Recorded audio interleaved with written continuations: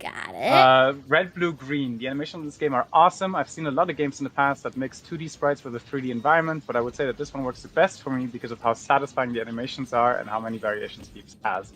Yeah, thanks. That means a lot because it was actually a very big decision of ours at the very beginning of the game because we experimented with sprites in the 3D space, and we were wary because what's the most important thing in a 3D platformer? It's depth perception. You should know always exactly where your character is and where they're gonna land.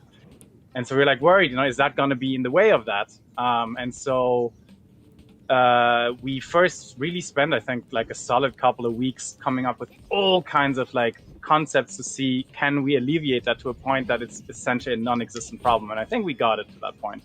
And it's a lot of things that helped towards that. So one is that all the sprites are 8-directional, which is a crazy amount of work because that means every action is drawn 8 times over. Gosh. Then we also have, like, if you look actually at the just under her feet, there's a little arrow. It's transparent, and you don't really think about it too much, but he still kind of registers, I think, subconsciously as a direction. Then there's, of course, the drop shadow, which is super important, and it's always there, very clearly telling you exactly where you're gonna land.